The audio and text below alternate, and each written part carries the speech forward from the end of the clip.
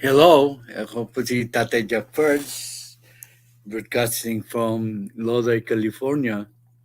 The time now in Lodi, California is exactly 5:35 p.m. This is my usual time slot na. Okay, I'm trying to fix my headphone. Okay.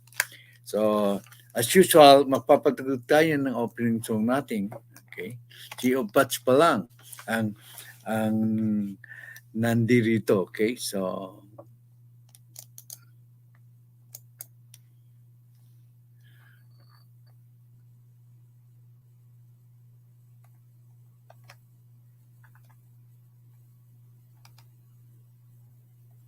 yan sana yung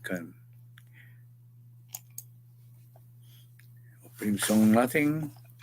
So, here it goes.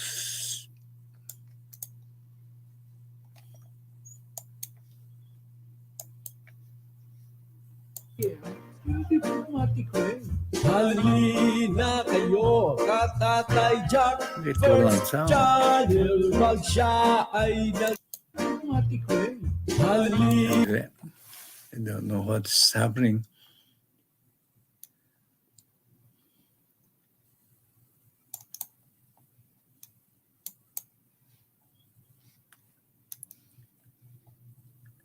Halina kayo, katatay Jack. Ang kakabarya na naman.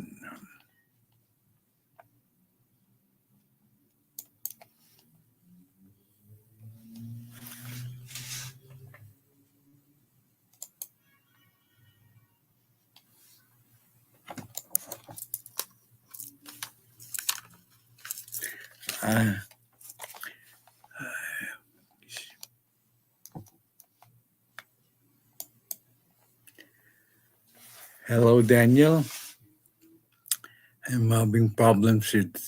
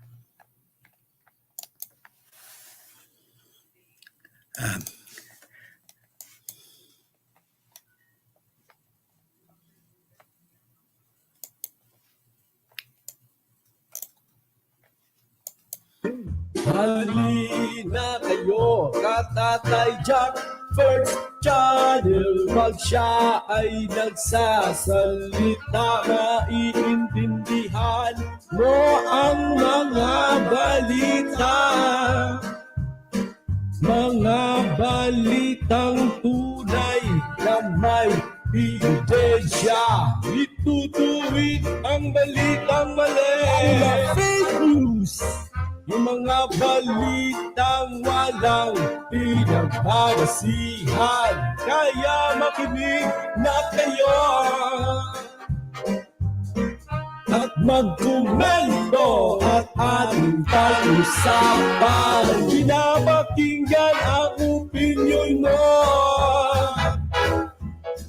at ito'y nirespeto dahil magtalakayan at may kantahan dito. pantay-pantay tayo lahat kay Tatay Jack. Tatay Jack, first channel. First channel. Nagmamahal loyalista ating Pangulo. Para sa bayan nito. Minamahal ni Tatay Jack ang bayang Pilipino. Kaya halina kayo. Mag-subscribe na at mag-bell all para sa susunod. Dapat malaman nyo. Mabalitang tulay sa ating bansang Pilipinas. Sa ating loyalista nagmamahal sa ating mga Pilipino. Kaya tinutuwid ang balitang mali. Mga fake news. Kaya mag-rumento na at mag-tanogay. Pantay-pantay tayo dito. Pinapakinggan ang opinyon at may respeto. Tayo pinagbabasihan dito. At may kantahan pa, kantahan dyan. Tabay dyan.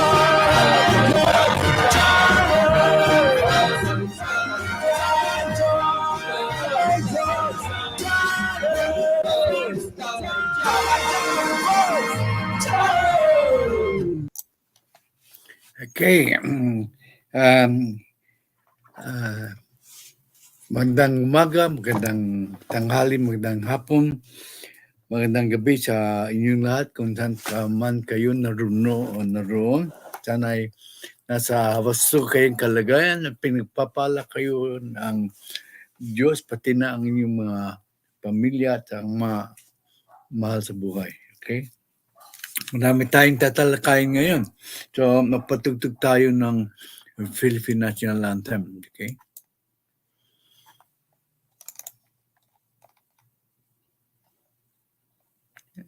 Wala na naman.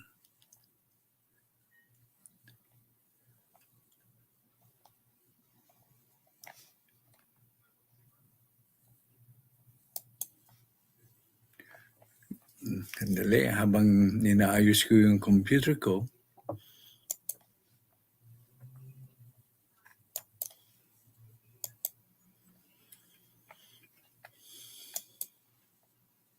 Ang pambansang awit ng Pilipinas.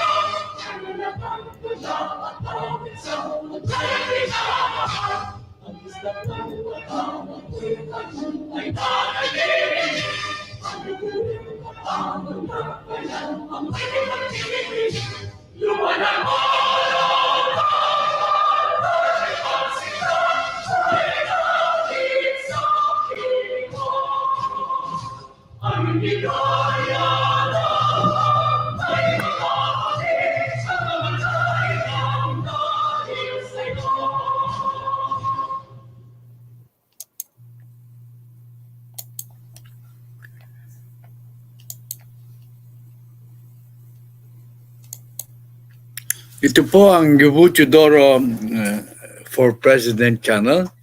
We makisali sa GIBO TEODORO for President movement.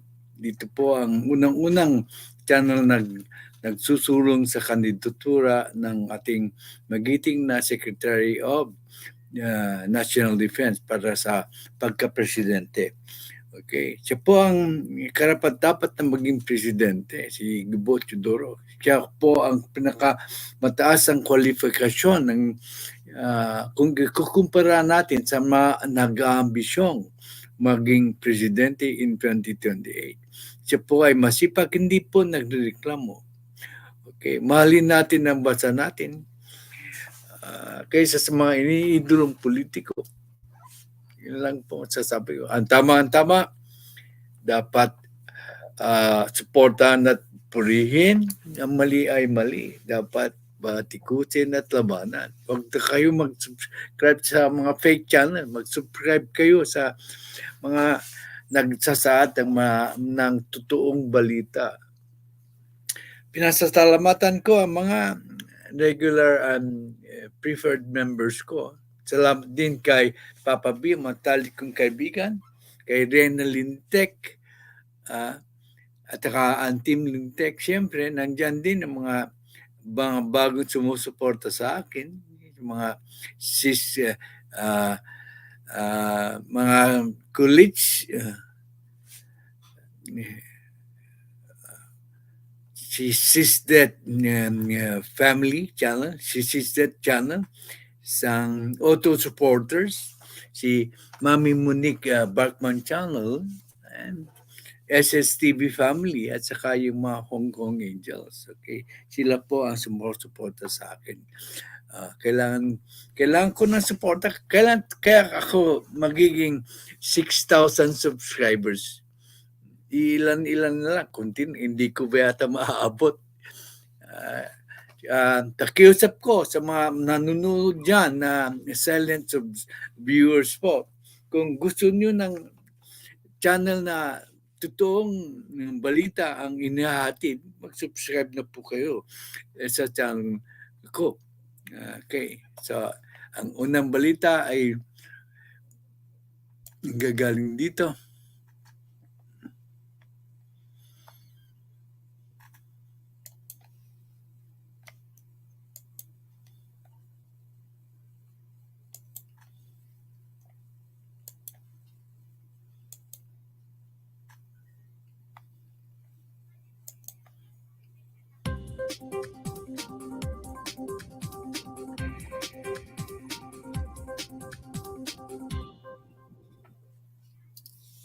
Magandang araw, narito na ang mahalagang balita dito sa Philippine News Agency. Inatasan ni Pangulong Ferdinand R. Marcos Jr. ang mga ahensya ng pamahalaan na gamitin ang lahat ng assets ng bansa para siguruhing ligtas at mabilis na mapauuwi ang mga Pilipinong apektado ng krisis sa gitnang silangan. Habang Nag-Zoom meeting po siya. Hi, Sinada. Salamat sa pagdating mo. Siya isang membro ng mga auto supporters. Supportahan po natin siya. Okay? sa Lao para sa 44th at 45th ASEAN Summit, nagsagawa ang Pangulo ng isang online meeting kasama ang mga kalihim ng gabinete upang talakayin ang lumalalang sitwasyon sa rehiyon. Tiniyak ni Pangulong Marcos sa prioridad ng pamahalaan ng kaligtasan at kapakanan ng mga So, iniisip niya ang kapakanan ng mga OFW sa Lebanon at Israel saka sa Middle East. Ganyan po mag-alala ang ating presidente. Okay?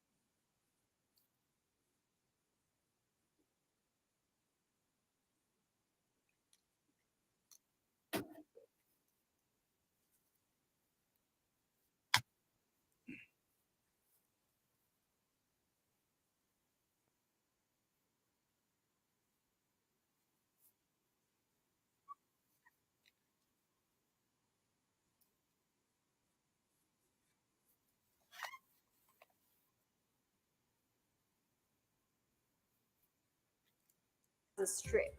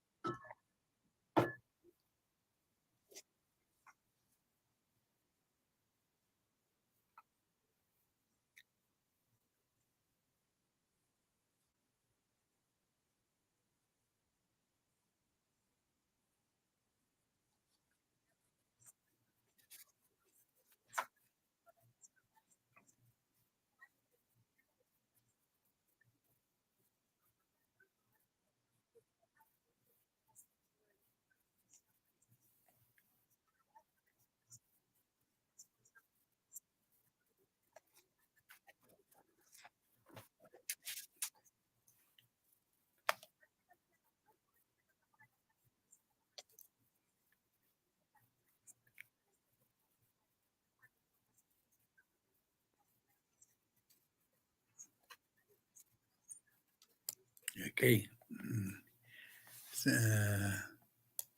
Yan ang some of the news.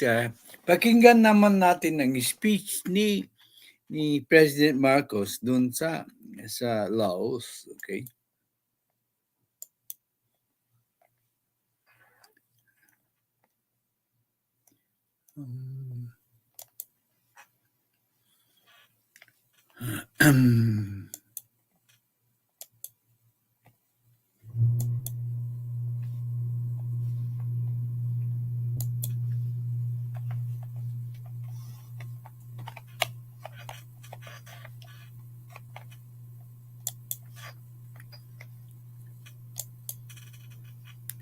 So, To all the distinguished guests who are here with us this evening, good evening to you all.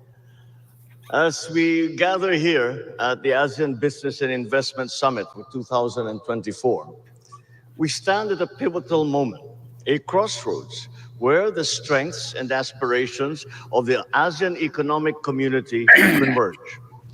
This summit is a vital arena for igniting innovative collaborations between the private sector and policymakers.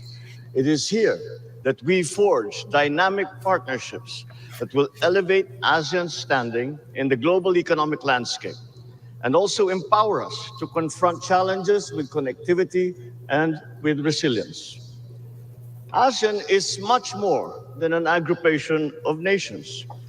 ASEAN is a vibrant neighborhood united by common aspirations, where we come together not just to discuss policies, but more importantly, to build bonds.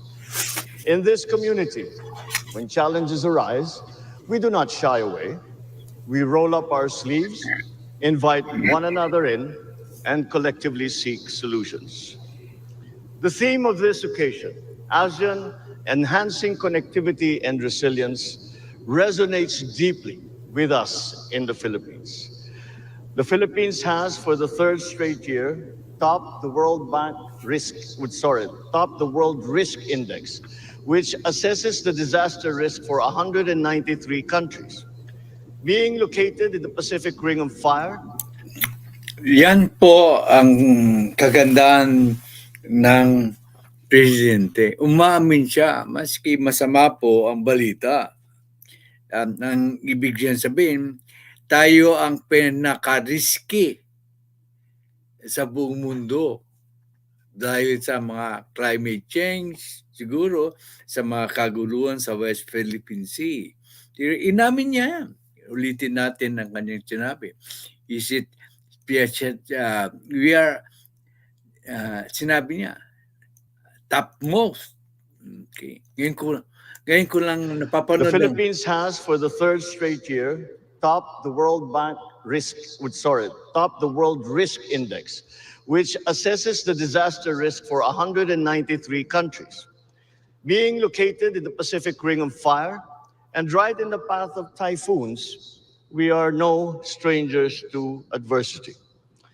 And add to that, our archipelagic nature with 7,641 islands, each with its own distinct challenges and character. For us, connectivity is a necessity, and building resilience is a means of survival. From building roads that connect provinces to establishing digital infrastructure, we understand that true connectivity transcends physical links. We ensure the seamless flow of goods, of services, of people, leaving no one behind. From pre-positioning relief goods to implementing flood control projects, we understand that disasters know no political boundaries. And so we need to ensure that strategies to promote disaster resilience are harmonized and address local realities. On strengthening connectivity, we work closely with our developmental partners and the private sector to implement a robust infrastructure program, modernizing airports, seaports, and the networks that underpin our economy. For example, the Manila International Airport. We are on our way to making it synonymous with smooth. Did you hear that? He called NAIA Manila International Airport. Siguro papalitan na nila ang pangalan ng NAIA. It is no longer NAIA. To him, this is Manila International Airport. Okay. And convenient travel. This reflects our broader aim to create efficient gateways for trade and investment, paving the way for an open, accessible, and future-ready economy. A little over 2 weeks ago, we inaugurated the Pangulo Bay Bridge in Mindanao, which is the southern island of the. Ito po yung isang achievement niyan.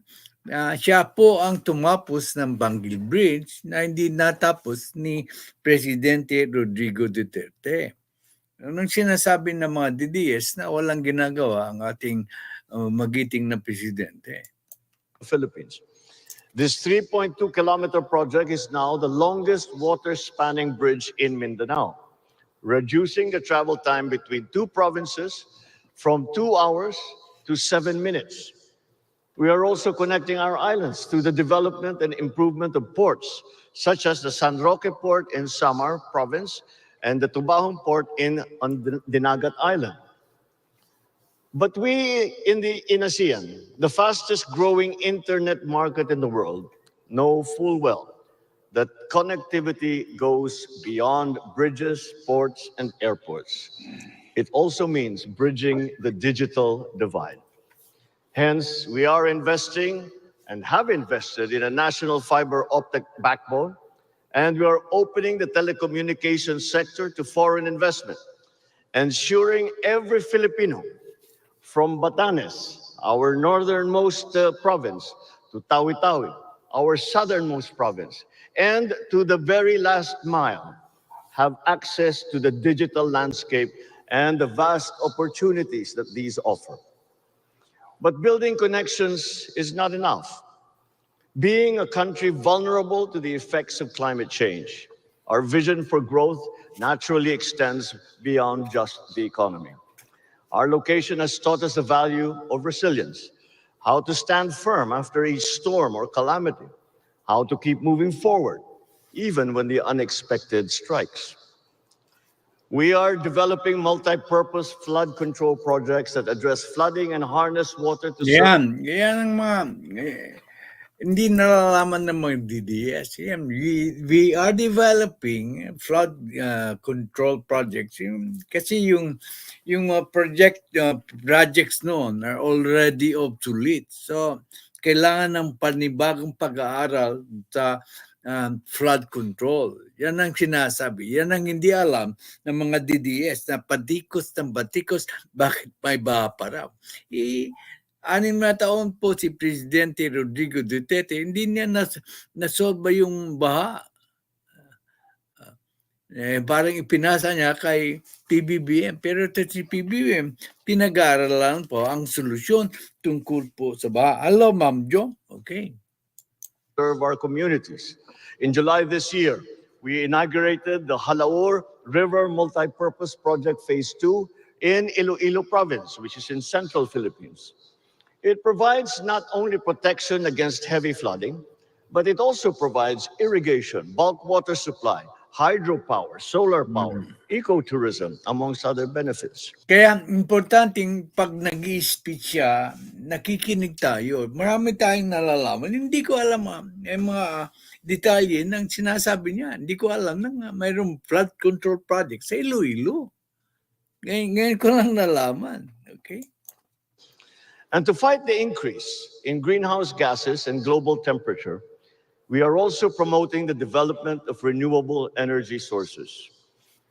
We have set the target of at least 35% renewable energy share in our energy mix by 2030, and furthermore to 50% by 2040. So to achieve this, we have fully opened the renewable energy sector.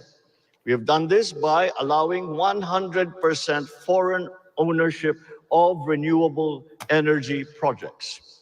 This is supported by proactive policies like green lanes for expedited approvals of strategic investments, including renewable energy, which shows our commitment and dedication to sustainability that marches along together with progress. From July 2022 to April of this year, 13 renewable energy projects in solar, hydropower, and biomass have been completed, and more are in the pipeline. Recently, we also inaugurated our first manufacturing plant factory for advanced lithium iron phosphate batteries. This factory sets the stage for the Philippines to become a contributor in clean energy storage here in Southeast. Kamakailan lang, yung bago pa siya, si Presidente Duterte, sinabi niya, wala project wala daw project si PBBM. Puro ayuda lang. Yan ang patunay na hindi siya siguro na he doesn't watch the news, or he is being fed wrong information by his close advisors. It's very clear that our President Bongbong Marcos has done so many things in terms of infrastructure projects and in terms of improving the economy. So it seems that the former president, doesn't know what he is talking about. That goes without saying that VP Sara is also like that. Okay. Asia. It also complements our push to advance the electric vehicle industry as it plans to enter the EV product market in the coming years. Our manufacturing sector continues to flourish despite global challenges. Indicators such as the Sustained Purchasing Managers Index growth prove that with a strong foundation, industries can flourish even in these uncertain times. One of the largest subsectors in our manufacturing industry is the chemicals industry.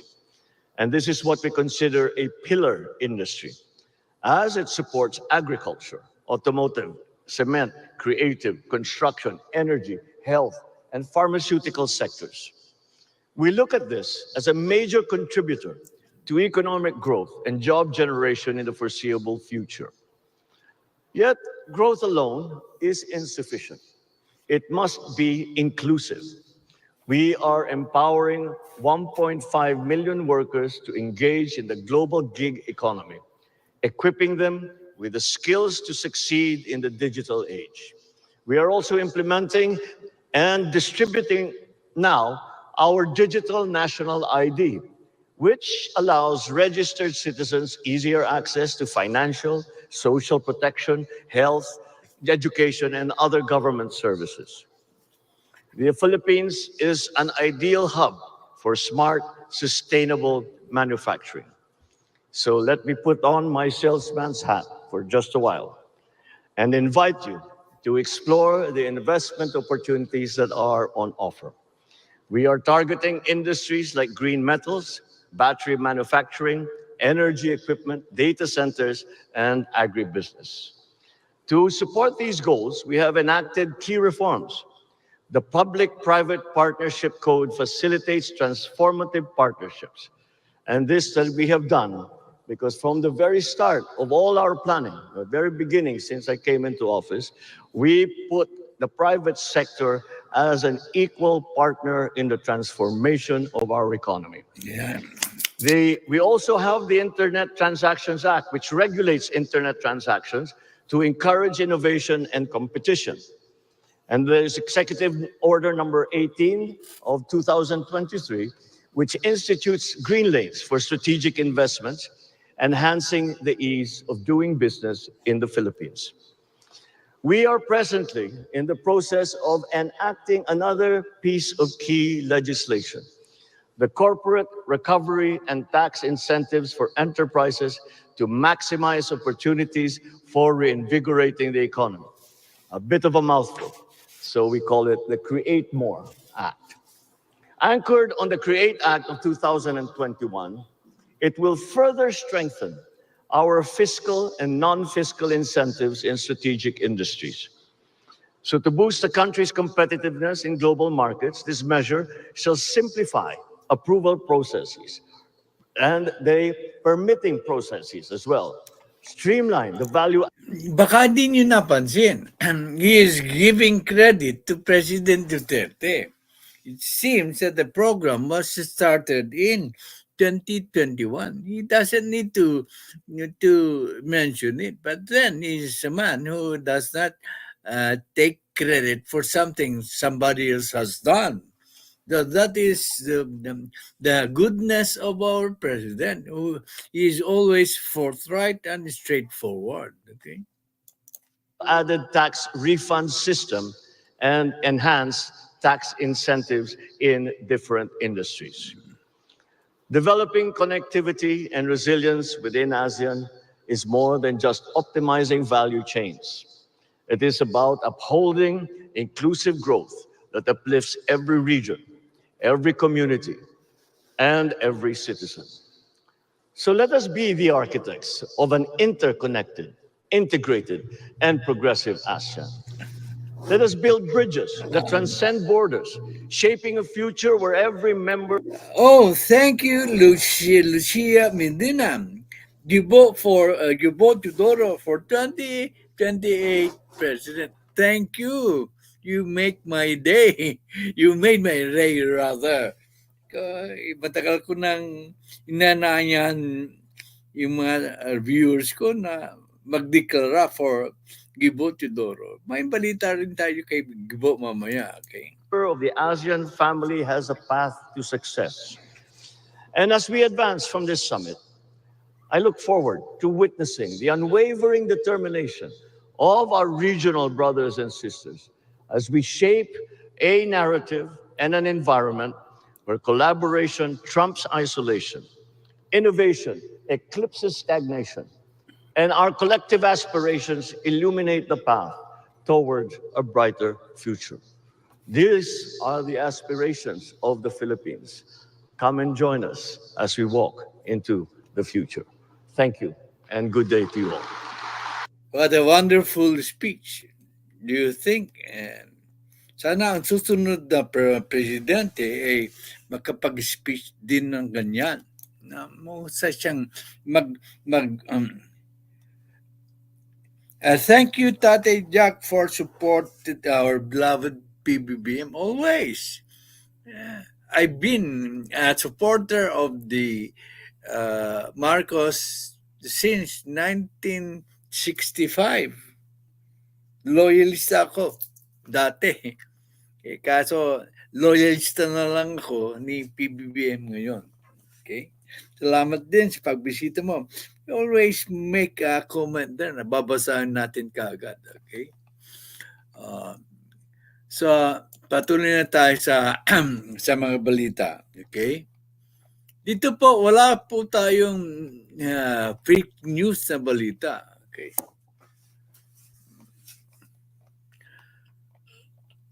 Aha.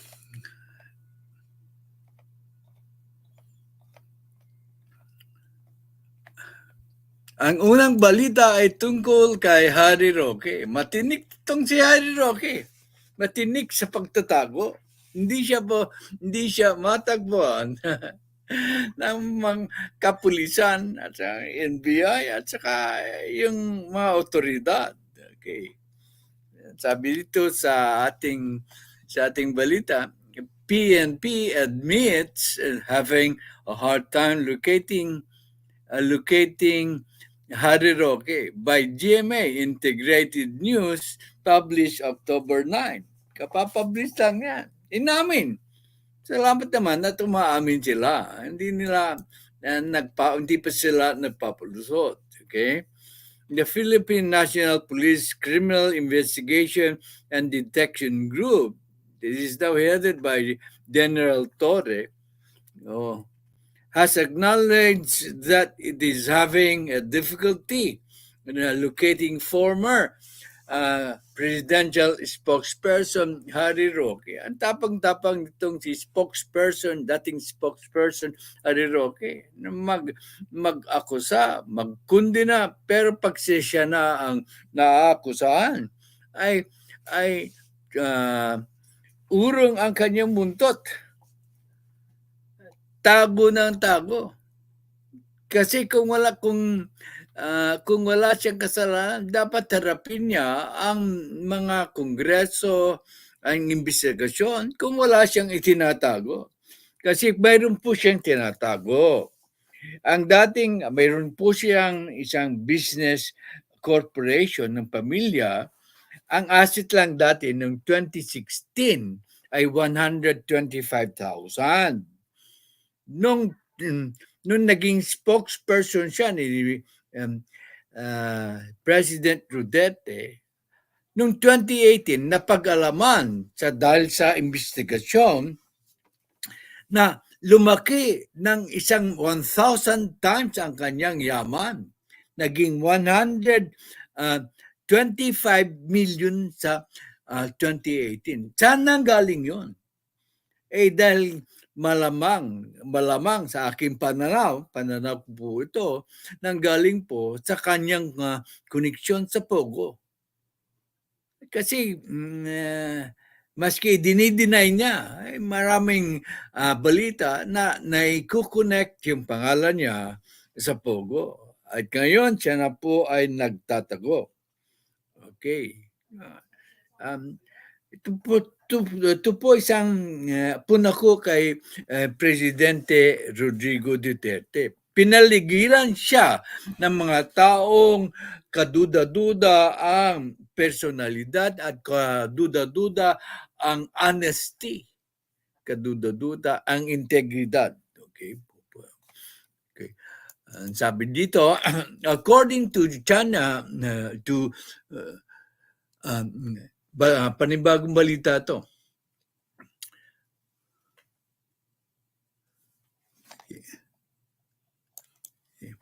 The Philippine National Police Criminal Philippine National Police Criminal Investigation DLG has acknowledged that it is having a difficulty locating former presidential spokesperson Harry Roque. Ito po sa pangbalita. According to China's Gascom, report in 24 hours, 24 hours on Wednesday, the police said that Roque seems to be able to evade capture every time law enforcers are about to arrest him. Siguro may pagkapalus itong si Roque. Sabi ni Lucia, thank you for your comment. Pbbm is brilliant, yet humble and compassionate. He's hardworking, futuristic, organized, and later focused with his job. You have described Lucia, you have described our president in a perfect manner. Yan po ang description ko din sa kanya. Kita mo, pag may komento dito, lahat kayo dyan, kung magkukomento kayo, babasahin ko. That is. Pero dito, palus talaga si Balita. Dito po, according to the 24 oras, the police said that the Roque seems to be able to escape capture every time the law enforcers are about to arrest him. Pag malapit na arrestuhin si Harry Roque, nakakatakas. May pagka-alapalus po ito si Harry Roque. Okay? Pero ano mong sabi ng PNP? But the PNP, pero sabi ng PNP, they have a strong lead on where they might find Roque needs. So, alam na nila kung saan po, mayroon silang lead, mayroon silang anong lead sa Tagalog? Lead na lang, hindi ko ma-translate sa Tagalog. That matatagpuan na nila si Harry Roque at aarestuhin po. Sabi ng PNP, okay? Okay. Ang susunod na balita, tapos na tayo kay Harry Roque. Sana mag-surrender na lang si Harry Roque para matapos na itong mga kabalbalan na ito. Para harapin niya ang kaso niya sa Kongreso. Patunayan niyang wala siyang kasalanan. Defend niya ang sarili niya sa proper forum, which is the Congress, because Congress is investigating him. Hi, Tatay Jack. Hello, sabi ni Marisa. Sabi ni JNL, the best commentator, he probably has an informant. Probably. Kasi ang mga informant niya is nga pulisan. Remember, tama po, si JNL, maraming loyal pa rin kay President Rodrigo Duterte sa ranks ng mga kapulisan. Kasi ano niyo why? You know why? Because dinoble niya ang sahod ng kapulisan nung kanyang panahonan. Ay, Mami Monique, nandito na. Si Mami Monique. Okay, si Shenlin, may palaro. Sayang. May bingo. Mayroon ng channel na si Shenlin. Hello, Mami Monique. Araw-araw kitang pinapasalamatan, Mami Monique. Supportan po nyo ang channel ni Mami Monique. Okay. Si binati ni Marisa, si Zinaida, si Mami Monique, binati niya si Marisa. Si Marisa, binati rin niya si Mami Monique. Okay. Ang sabi ng balita, but the PNP CIDD, sinabing mayroon na silang lead para mahuli si Harry Roque. Okay. Ito po, nabalita to ng first part. Nung first part kasi ang unang present ko yung balita coming from the Philippine News Agency. So ang mga bullying mga China, binubully na naman tayo. Importante po natin malaman ito. Kasi may mga politikong hindi kayang batikusin ang China sa ginagawa ng mga pananakit sa ating mga kapwa Pilipino. Anong klase mga politiko sila? Batikos sa gobyerno ni PBBM. Pero pagdating na may pananakit ang China sa kababayan natin, wala silang imik. Di ba kayo nadidismaya sa kanyang klaseng politiko? Nandito na yung kambal ko. Tatawagin ko na siyang kambal. Si Aaron 2 cents. Okay? Tatay Jack First, Meg Love Shop, binati niya si General Pinions at si Mami Monique Barkman. Okay.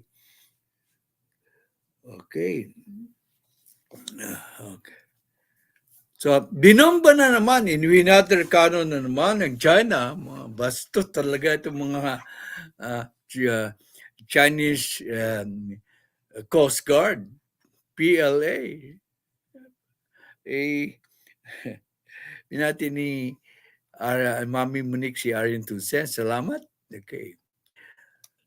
Sabi na, binomba ng tubig ng China Coast Guard ang barko ng Bureau of Fisheries and Aquatic Resources, BIFAR. Ang TRABAHO di Masinloc o Scarborough Shoal sa West Philippine Sea. Pag-aari natin. Yan. According to the arbitral ruling of 2016. So, wala silang karapatan mambomba. Pero hindi tayo naghahanap ng gera. Kaya nagtitimpi pa rin tayo. Kaya lang, there will come na time na nauubos na ang timpi natin. Pag may kasabayan, pag napuno na ang sulo, kakalusin. Okay? Sabi ng ito ang kinumpirma ng Philippine Navy spokesperson Rear Admiral Ray Vincent Trinidad sa isinagawang press briefing sa Camp Aguinaldo nitong Martes. Pero hindi po siya nagbigay ng detalya. Ipinaalam lang niya yung kaganapang binomba, winater cannon po tayo ng China. Isang balita naman yan. Okay. Bumati si GNL kay RN 2 cents at kay Marisa. Okay. Magbatian kayo dyan. Okay. Sana namang balita. Pauuwin ang mga Pinoy sa Lebanon, sabi ni Presidente Bongbong Marcos. Yan po ay natungayin natin sa unang balita. Kasi mabilis ang pagbabalita, kaya ngayon ko lang isasabihin kung paano po. Okay, ganyan po magmahal ang ating Presidente Bongbong Marcos sa mga OFW.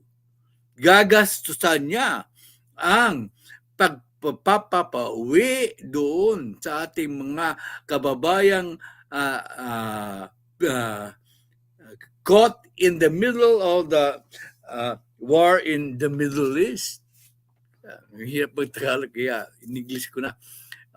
So, ayaw niya masaktan ang sino mang Pilipino. Okay. Natatawa ko sa isang kaibigan kong vlogger na sabi na yung binitay na Pilipino ng Saudi Arabia ay pinagtawanan pa ni PBBM. Hindi po totoo yun.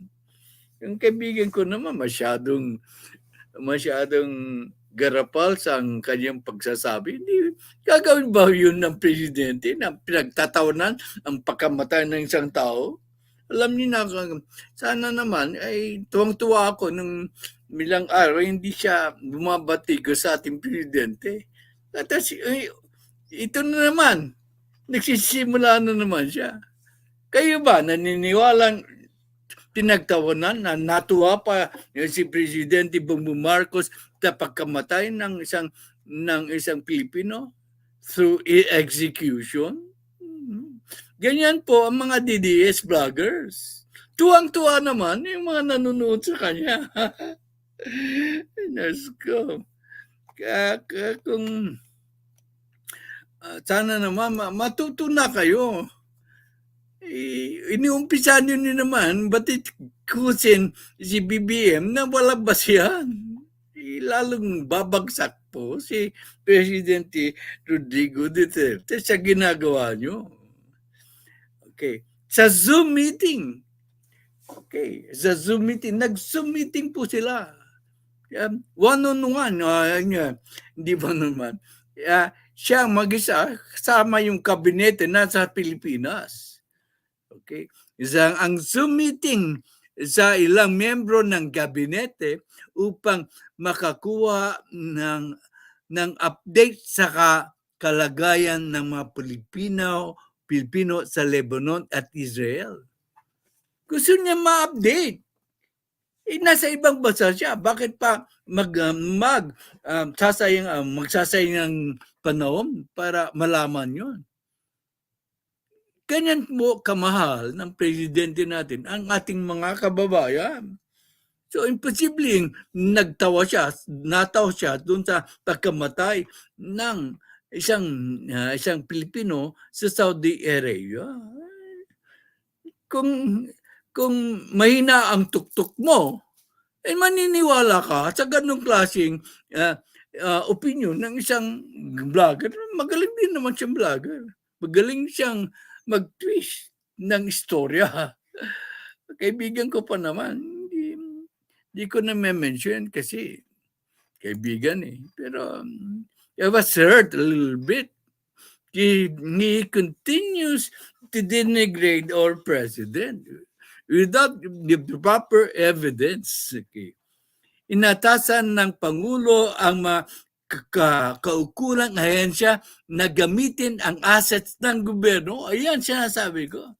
Gamitin ang assets, yung kakayanan ng gobyerno para ligtas na mapauwi ang mga Pilipinong na haharap sa krisis sa gitnang silangan. In the Middle East. Gitnang silangan pala ang Middle East. Ganda ng term. Okay. Ganyan po kamahal ng ating presidente ang mga kababayan natin naghihirap, nagtatrabaho, naghihirap para masustentuhan ang kanilang pamilya. Pbbm will never laugh at an unfortunate event, especially on the death of our kababayan. That is very correct. That's why the one who said that was a friend of mine. He's a very good blogger who has hundreds of thousands of viewers. And the viewers were so thrilled of him saying that. They believe him. Kaya lang, may hinayata ang kukote ng mga nanonood sa kanya. Okay. Sorry to say, inatasan ng Pangulo ang makaukulang ahensya na gamitin ang assets ng gobyerno. Okay? Okay. Ano naman? Nag-Zoom meeting kasali sa Zoom meetings si GIBO TEODORO. Ganyan po ka-loyal at katapat si GIBO TEODORO. Action man siya katulad ng ating presidente. Kaya nga, hindi siya umiepal. Sabi niya, inatasan ng Pangulo. Ito pa, ito pa ang balita. GIBO, sabi ni GIBO, Philippines waiting for Lebanon exit clearances to repatriate the Filipinos. News National from the Manila Standard. Rex Espiritu, October 9, 2024. Pero yan, inexplika kaagad ni GIBO TEODORO. Ganyan po kaloya sa ating presidente. Ganyan po ka-actionmanship ni GIBO TEODORO. Pag sinabi ng presidente, gagawin kaagad. Ang problema rito, wala pang exit clearances. Sino magbibigay ng exit clearances? Exit papalabas ang clearance. Hindi siyempre yung host country. So kailangan po mag-exit, magkaroon sa ng clearance mula sa Lebanon o Israel para mapa-uwi yung mga Pilipino doon. Para makauwi sila rather. Okay. Ganyan po kabilis umaksyon ang ating ikakandidato sa 2028. Hindi po siya umaiyapal. Okay. Sabi dito, Defense Secretary Gilberto TEODORO Jr. Wednesday said that the Philippines government is prepared to repatriate Filipinos impacted by the Middle East crisis. So, handa na po ang Pilipinas para tulungan ang mga kababayan natin na naapektuhan ng Middle East, ng gitnang silangan na gera. Okay. Ginamit ko na yung gitnang silangan. But is currently awaiting exit clearances from Lebanon. So, pag binigay na ng Lebanon yung exit clearances, ay masasaklolohan na nila ang mga OFW. Okay. Shout out to us all here. Present sa LS ni Tati Jack. God bless all. Okay, thank you. I first noticed your comment doon sa replay section. Lucia, I was so glad that there's somebody very intelligent who shares my opinion about the President of the Philippines, who is Pbbm. Okay, as always, babasahin natin, kaya nga, I have two gadgets. Okay, babasahin ko ang mga komento. Basahin din natin. I know you can read it. Okay, kasi kung ipopost ko, mawawala na naman ako. So, what kind of Filipinos will take pleasure in having the Philippine president laugh at the death of an OFW? Correct. Imposible yan. Don't they have an ounce of Filipino self-worth? Wala pa sila. Wala. Mga balahura yung mga kanyang klaseng tao. Sorry to say. Such news too is degrading for the Philippines. Totoo. Pero hindi po totoo. Pero ang masama niyan, may mga DDS vloggers na nagpapakalat ng ganyan. At tuwang-tuwa naman ang DDS na nanonood. Pinagpapatuloy po silang ginagago at nagpapagago din naman sila. Hindi nila punta sa Science Channel na hindi po nagbibigay ng mga ganyang balita. Puro straightforward ang binabalita dito. Ang mas gusto nila ang klaseng gano'n na ginagago sila. Gusto naman nilang pagago. Okay. Okay. Yung sabi ng kandidato natin sa 2028, and si Tuwon, this will tell you that he's really brilliant, humble, honest, with the ability to run our Philippine government. He once ran for the presidency, si GIBO TEODORO. We're ready, willing, and able to repatriate Filipinos at any time, maski anong oras. We're just waiting for the diplomatic clearances of the expatriates to be processed out of Beirut. Okay. So ang problema ay hindi po sa Pilipinas, kundi sa Lebanon. Okay. Punta na tayo. Tapos na yung tungkol sa balita. Let us all support GIBO TEODORO. Wala pa kayong nababalita masima na ginawa niya in his stint as Department of National Defense Secretary. In fact, nung nagkaroon siya ng budget hearing, pinalakpakan siya ng mga kongresista. Believe na believe pa. Pati yung mga makabayan ba, pati yung mga minority congressman. Okay. So tayo naman sa balita tungkol kay Alice Go. Dito sa channel ko, parating maraming news items na mababalitaan kayo. Okay? Okay. Let's go. Floated new names in the latest executive session.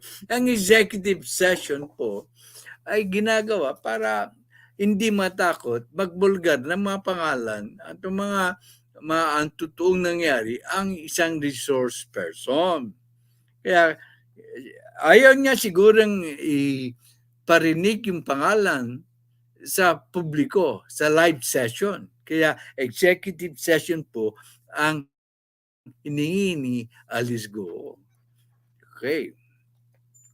Ito namang mga kongresista, sinabi, hindi naman niya minention yung pangalan, pero sinabi niya, nag-mention ng pangalan si ex-mayor Alice Go.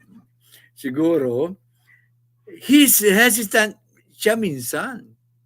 Siguro, by naming names, medyo natakot din siya. Tao lang. So, there are some names that crop up. So, ang sabi ni JV Ejercito, best believe ako dito kaysa kanyang kuya. Okay?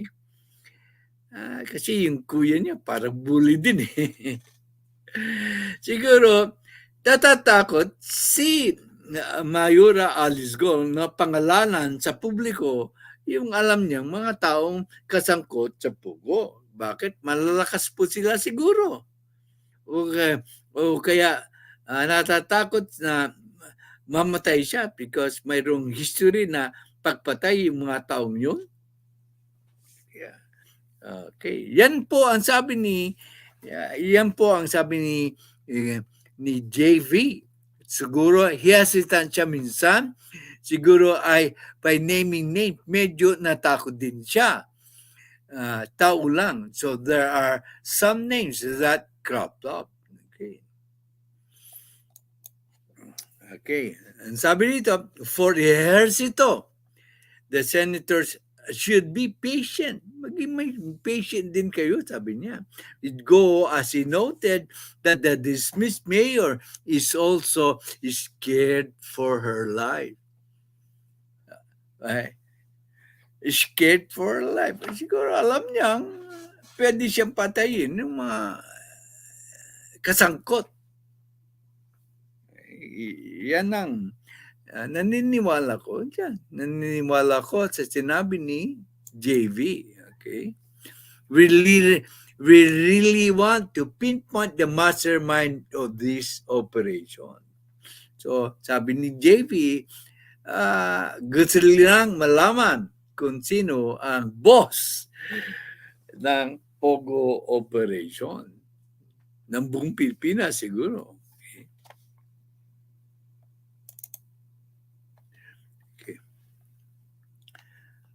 Okay. Tapos na tayo kay Alice Go. Yan lang balita. Hindi na siya tatakbo. Katulad ng sinabi ko, hindi siya tatakbo malamang kasi nanggugulo lang sila. Ginagaslight lang tayo. And tumama na naman ang aking analysis. Okay? Okay, punta tayo sa balita tungkol kay Pastor Kibuloy. Masamang balita po.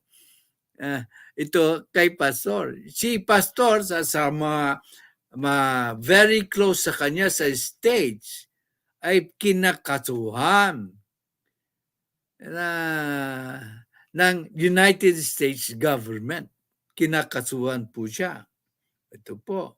Umamin na ang isang close associate of Pastor Apollo Kibuloy. Okay. Paano umamin? Okay. Ito po hindi ko iniimbento. Galing sa news story. Okay. Kingdom of Jesus Christ officer admits conspiracy to defraud U.S. in plea deal. Okay. So, umamin na ang isang tauhan ni Pastor Kibuloy na gusto nila yan lokohin ang United States. Yeah. To defraud. Gusto nilang iskamin ang United States. Iba't maugutak ang intelligence ng United States, CIA at saka NBI. Maluloko mo yan.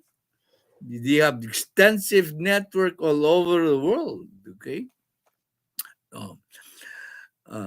Sabi dito, Marisa Duenas, okay, a human resource manager for KOJC in Van Nuys, malapit sa amin yan, sa United States, agreed to plead guilty to the conspiracy charge to defraud the U.S. in exchange for a reduced sentence. Malakas siguro ang ebidensya laban sa kanila.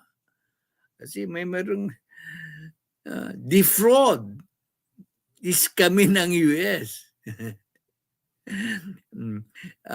Pumayag siya na umamin sa kasalanan, sa krimen. Yan lang simpleng explanation.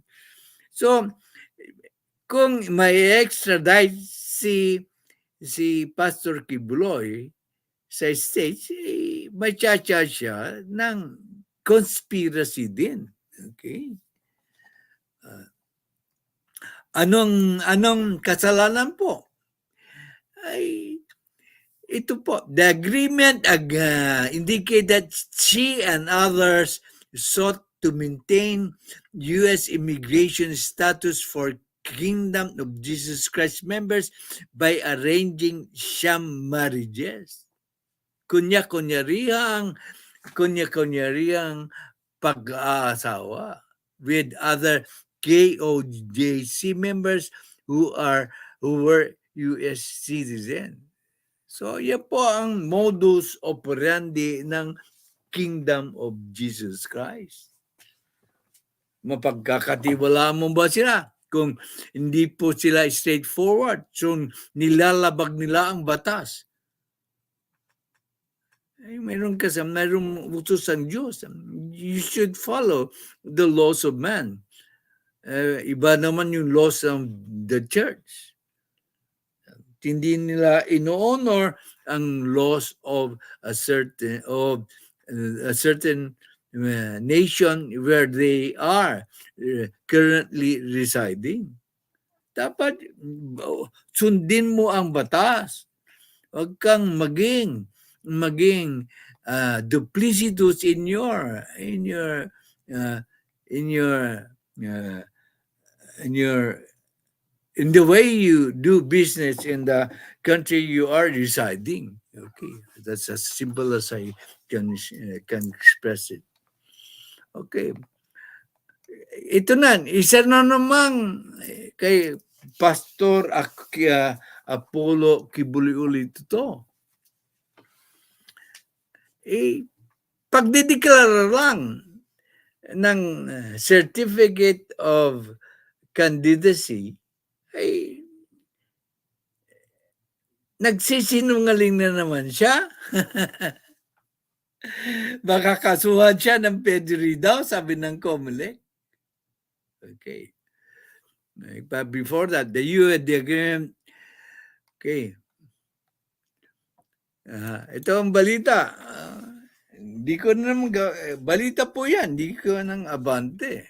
Or what is, maaring COMELEC inumang perjury. Perjury, kakasuhan ng perjury. Yung perjury, hindi ka nagsabi ng totoo. Kasi when you file your certificate of candidacy, you swear an oath that everything contained therein is true and is all true. Kaya kung nagsisinungaling ka, you are subject to a case of perjury. Okay. COMELEC iniumang ang perjury Kibuloy, isinuka ng partido. Kasi gumamit siya ng partido. Nagtataka ako, personal opinion ko, bakit hindi po siya nag-run under PDP? Ayaw ba siyang tanggapin ng PDP? Siguro. Pero malamang guest candidate siya ng PDP. Like guest candidate ng PDP si Vic Rodriguez, si Willie Revillame, si Marcoleta. Ganyan po palagay ko ang mangyayari. Okay. Ang sabi ito sa balita, okay, maaring ideklarang independent candidate sa 2025 senatorial election si Pastor Apollo Kibuloy ng Kingdom of Jesus Christ. So, matapos itanggi ng liderato ng Workers and Peasants Party, WPP, na opisyal na kandidato ng partido ng controversial ng pastor. Ginamit niya yung Workers and Peasant Party para maging kandidato sa senador. Kaso, hindi siya authorized daw. Hindi siya daw authorized. Isa ng panggugoyo ng ating ng kanilang pastor, the appointed son of God. Okay. Ayon kay WPP President Sani Matula, wala silang pinirmahang Certificate of Nomination and Acceptance or CONA para gawing official candidate ng partido si Kibuloy. Ano na namang kabalbalan ang ginawa ni Pastor Kibuloy? He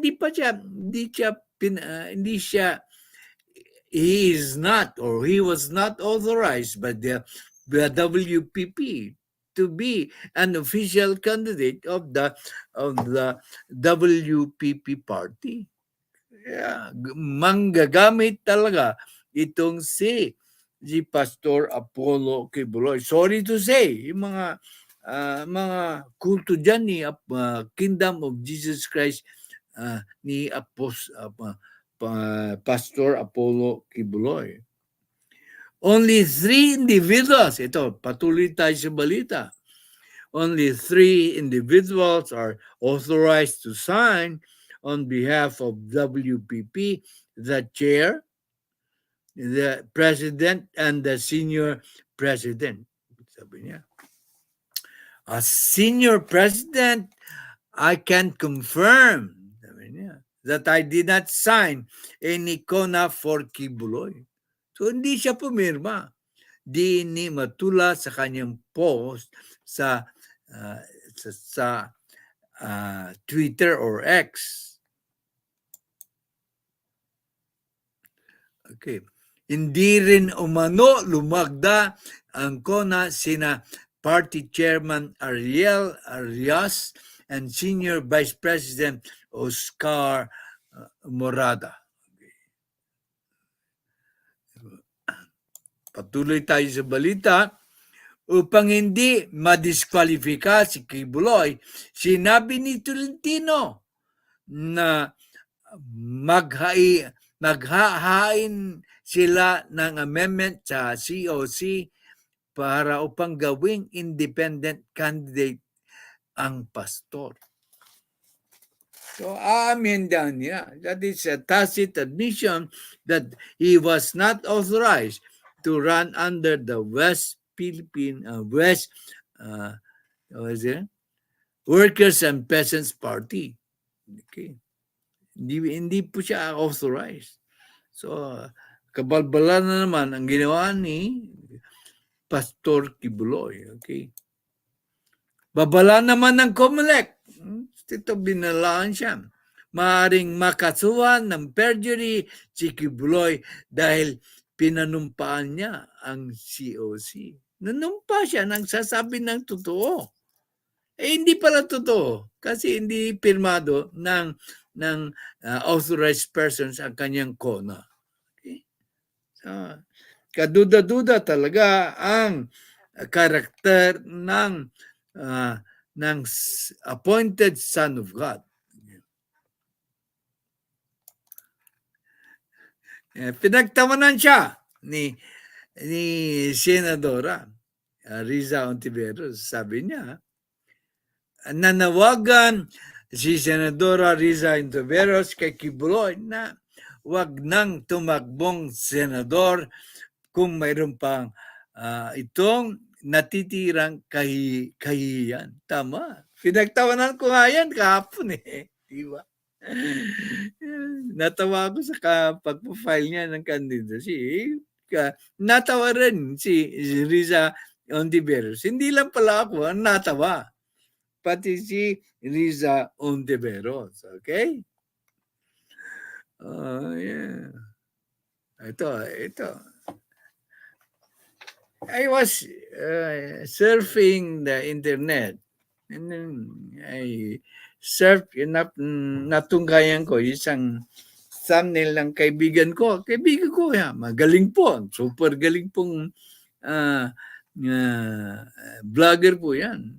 At saka, parating may ebidensya siya. Kaya, kung hindi mo susurin, may basihan naman siya sa kanyang sinasabi. I respect his opinion. But I have a different opinion. Sorry, my friend. This is nothing to do with you. Just my opinion. Okay. Ang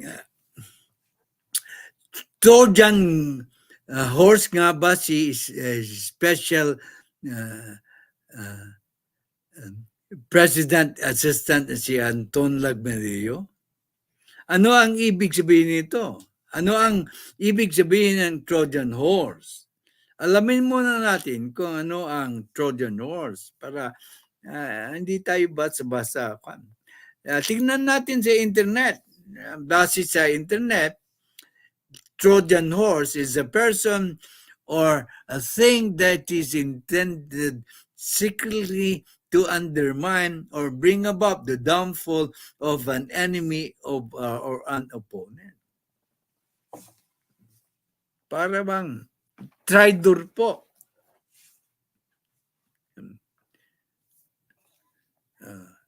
Traitor po.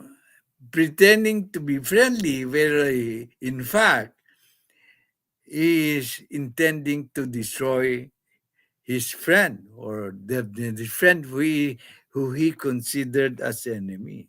Okay. Ang thumbnail ng kaibigan ko ay ito. Ang thumbnail na, I won't mention his name kasi it's also unfair. Ito, Trojan horse sa loob ng Malacanang. Meaning, traitor siya sa Malacanang. Kilala na si Anton Lagdameo. Yan ang thumbnail. Kung isi-search nyo, makikilala nyo. Okay. Pero may basihan siya eh. May basihan siya. Ang pinagbasihan niya ay isang news item. Hindi ko siya masisisi. Kasi, pero dito po, sa channel natin, magsiyasat tayo ng mabuti bago manghusga. Yan ang pratikong sinasabi, di ba? Okay. Pero siya, yung magaling na vlogger, more than 100,000 ang kanyang mga viewers and subscribers and 1,000 ang nunod sa kanya. Ito po ang pinagbasihan niya. SAP, the Special Assistant to the President, Lagdameo, pinagre-resign sa pwesto. Pinagre-resign daw. Okay. Ayon sa balita, ito po. Mayroon din siya, punto rin, itong kaibigan ko. Kaibigan ko ito. Sa kanyang sinasabi, pinagbibitaw sa pwesto ni na dating Technical Education and Skills Development Authority o TETA Secretary Suharto Datu Teng Mangudadatu at ang anak nitong si Sultan Kudarat Governor Mangudadatu, si Special Assistant to the President SAP Anton Lagdameo, bunsod na umano'y pangingialam nito sa Bangsa Autonomous Region in Muslim Mindanao. Kasi nakikialam din daw siya. Pero hindi yan ang basihan niya. Ang basihan niya ay ito. Itong pangungilimbat daw. Kung tama po ito, kung nangulimbat nga si Anton Lagdameo, ay tama po ang punto de vista niya.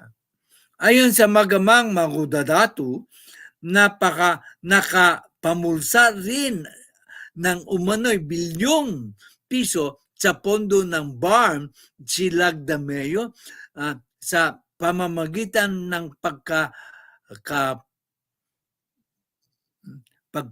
pagkopa sa mga kontrata sa BARM. Gamit ang construction firm ni South Cotabato Governor Reynaldo Jun Tamayo Jr.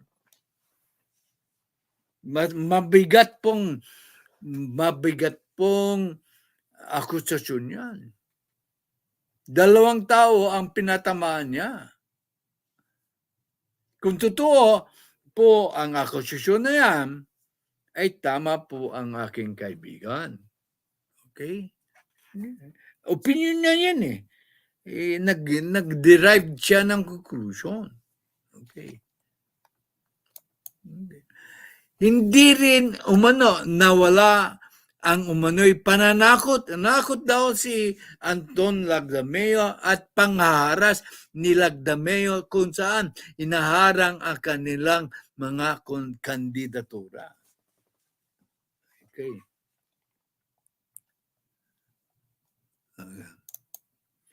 Isinali pa niya ang love for all ni First Lady. Ang anak naman nitong si Governor Pax ay hayagan ng ibinulgar na tinatakot at hinaharas na ni SAP Lagdameo ang kanilang mga mayor kung ang mga ito ay susuporta sa mga mangundadato. Okay. Yun ang aligasyon. dagdag pa ng gobernador, si SAP Lagdameo rin ang dahilan umuno kung bakit hindi natuloy ang pagdaraos ng Love for All outreach program sa unang ginang Liza Araneta Marcos Lam sa Maguindanao. Papayag ba si First Lady na hindi bibigay yung Love for All? Okay. Yan ang akusasyon na pinabisihan ng aking kaibigan. Hindi ko rin siya masisisi. Pero ito po ang sagot. Mag-isip po tayo, wag padalos-dalos sa ating paghuhusga. Alam natin na panahon po ng politika ito ngayon. This is a political environment, and black propaganda and accusations will be flying here and there. Hindi mo alam kung anong katotohanan. Pero ang sasabi ko, 1 billion is napakalaking halaga na mawawala doon sa BARM. Hindi naman kalakihan ang pondo ng BARM. So doon pa lang, kaduda-duda na ang istorya. Doon pa lang po, kaduda-duda na ang istorya. Kayong mag-isip. At saka, si PBBM does not tolerate corruption. I will give you an example. AES Vic Rodriguez, who is now running for senator, was asked to resign because of perhaps incompetence or a bit of corruption. He was let go.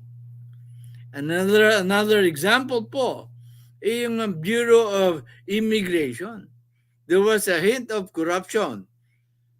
And in the case of Alice Go, he fired even the head of the Bureau of Immigration.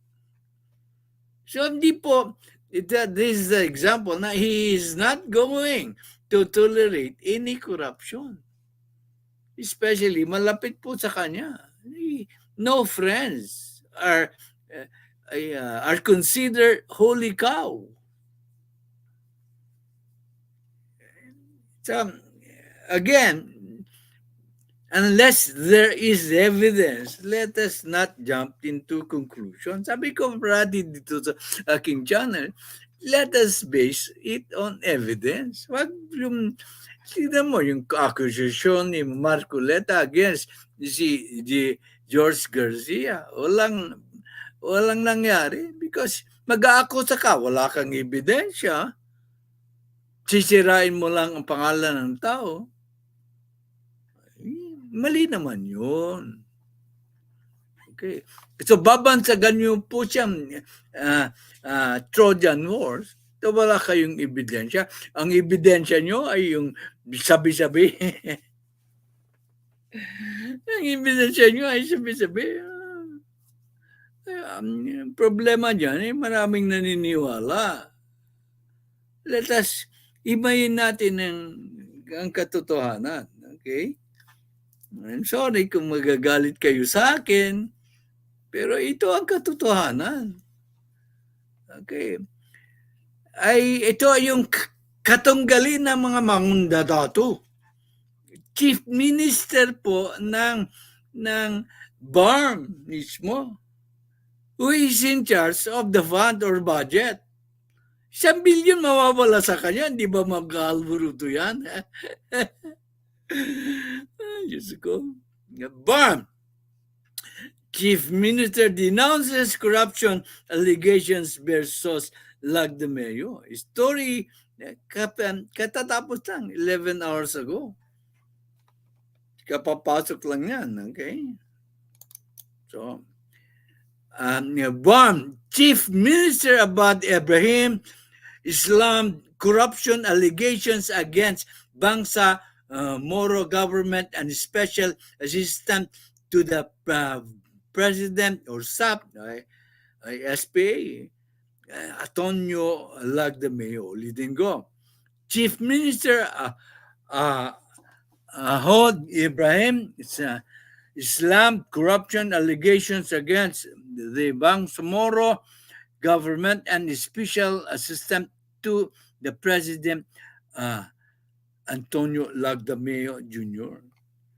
Binisyon niya ito na ang problema daw kasi kaya hindi matanggal siguro is financial sa campaign ni Presidente Bongbong Marcos. Hindi yan kaso. Kasi remember my friends, si President Bongbong Marcos would not like to be known as a president who tolerates corruption because he's trying to reestablish the legacy of the Marcoses. So he will not do that. Kung alam niya mayroong corruption sa gobyerno, he will let go of that person. He will let go of Antonio Lagdameo, just like he did with Vic Rodriguez, who was then the closest to the president. Okay. Ginawa pang executive secretary si Vic Rodriguez. Okay. Speaking, ito balita ulit, patuloy tayo sa balita. Speaking to the media on Wednesday, Abraham said these were false claims against Lagdameo. Hindi totoo yan. Sabi ng Chief Minister. Dapat i-present mo yung dalawang magkatunggaling news items. Hindi lang isa. Yan ang kaibahan dito. Okay. Actually, never naman na-involved sina Secretary Lagdameo sa mga proyekto. Yan sinasabi. Hindi daw involved si Lagdameo sa proyekto. Paano mangungurakot si Lagdameo kung di siya involved sa proyekto? Di ba? Okay.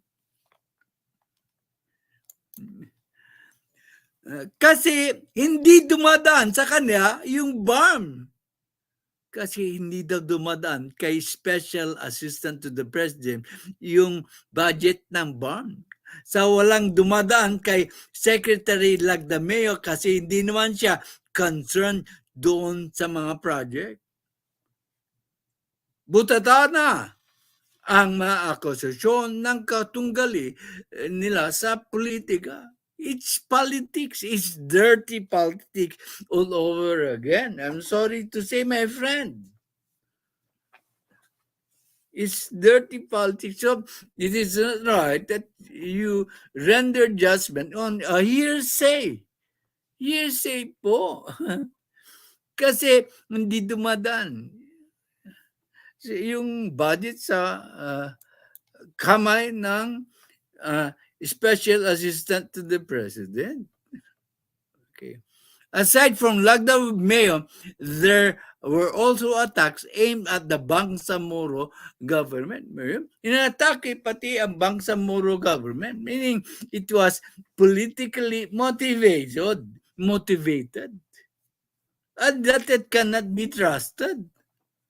Kapag fully with the color of politics, when you hand out or when you give your accusations without evidence, that is not believable. I am sorry to say. Okay. I am sorry to say. Okay. Okay. Inaasahan natin ang mga ganitong klaseng bintang sa mga katunggali. Precisely. Ganyan. Hindi na tayo natuto sa dirty politics. Masasabi lang ang napropaganda ang mga aligasyon na ito para maimpluwensyahan ang pag-iisip ng tao laban sa BARM. Yan ang sabi ng Chief Minister. Correct? I agree with the Chief Minister. Okay. Unless ay pre-present ng mga magama ang ebidensya, ay hindi to po tayo basta maniniwala. It must be evidence-based. Mapapahamak na naman ako dito. Marami na naman mga subscribe kasi usually kaya sila nag-unsubscribe kasi they're very loyal to their favorite vloggers. Okay. Hindi na gusto marinig ang katotohanan. Tatawa lang ako. Ibrahim reiterated they are keeping tabs on all officials to combat corruption are emphasizing the need for moral government. O binabantayan daw nila lahat ng opisyalis para labanan ang corruption at para ma-emphasize yung kailangang moral governance, integridad and honesty and kasali yan sa aking mga paalala. He added, dagdag pa niya, agencies and projects go through audits to check spending. Yan ang pinakamagandang pangontra doon sa mga sinabi ng Dalmagama. Mayroon pong COA. Kaya 1 bilyon ang nakulimbat. Hindi ba yan matatakbuhan ng COA? Kaya nga, wag tayong basta-basta maniniwala. Sasabi-sabi ng mga vloggers o sasabi-sabi ng mga politiko. Everyone, including the knowledge and staff, Antonio Lagdameo, should be afforded due process before jumping into the conclusion. I am so glad that there is an addition to the very intelligent commentator dito sa aking munting channel. Unti-unting dumarami ang matatalino. Where did you graduate from, Lucia? Your English is fantastic. And I have to. Are you from UP? Everyone, including the knowledge and the soft, Antonio Lagdameo, should be afforded due process before jumping into conclusion. Precisely, that is what I've been saying all along. Okay? That's why I need intelligent commanders like you. And who can dissect what I am trying to say. Okay. Again, let us be evidence-based. Hindi yung barke, nabalita na, bibigyan mo na ng panghusga. Okay. Ay, sige, ganyan din mag-isip si Kainar. Wala siya dito. But the best political blogger po is Kainaro Stories. I would like you to support him. Also, Rising Flag TV. Sila hindi sila political blogger, sila Sisdit channel, kantahan yan eh. Auto supporters, Hong Kong Angels, Mami Monique Barkman, Lintek, hindi po sila mga political bloggers. So let us support them. But then I would like to emphasize that support Kainaro, the best political blogger around town. But it's a Rising Flag. Yeah. Junior yan ni Kainaro. Okay. Okay, thank you for your wonderful comment, Lucia. Okay. Okay, patuloy tayo sa balita. The Bangsamoro government is studying the legal remedies against spreading such claims without evidence. Ulitin ko. Ito ang conclusion po. The Bangsam government is studying the legal remedies against those spreading such claims without evidence. Kailangan ng ebidensya.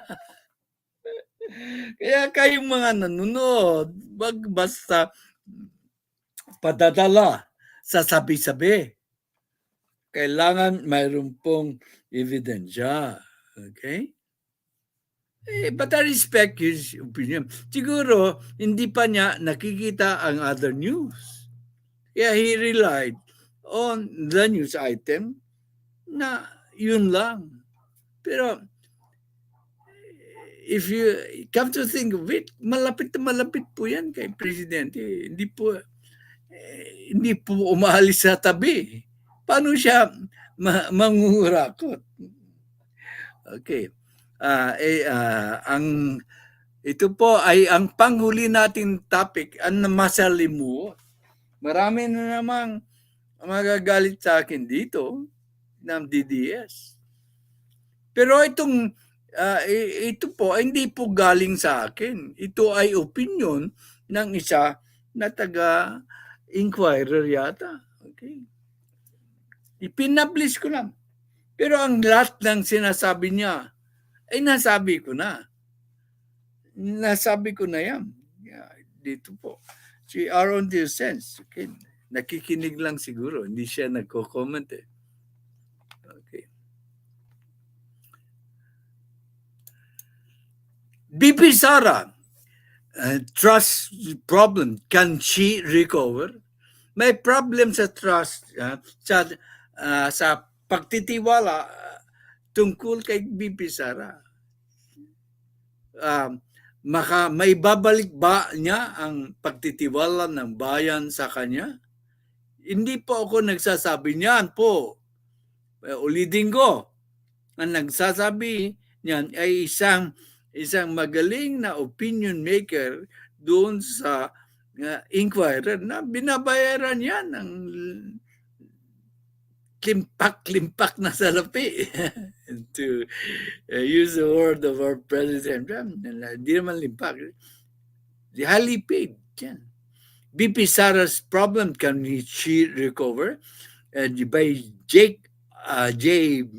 Madirasa, Inquirer.net, 5:30 a.m. October 8, 2024. Dahan-dahanin natin. Maganda ito. Sara Duterte wants strong political standing, is facing an avalanche of challenges. Ito po yan. Mataas po ang trust rating ni BP Sara noon. 81%. 81%. Kung inalagaan lang niya, ay wala nang tatalo sa kanya. Kung inalagaan lang niya. Okay. A major survey commissioned by think tank Stratbase Incorporated shows a significant drop in their net trust rating, revealing that Filipinos are increasingly losing faith in her. So sabi dito, isang major survey firm ang commissioned by Stratbase Incorporated na nagsasaad na marami ng Pilipino ay na nagkakaroon ng duda sa ating Vice Presidente. Hindi po ako nagsasabi niyan. Sabi lang ng opinion maker. Ulitin ko, hindi ko sinasabi. Ni-explica ko lang ang sabi ng okay.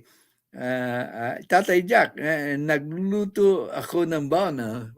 Sarapan mo yung pagluluto mo. Ayon to, okay lang. Okay.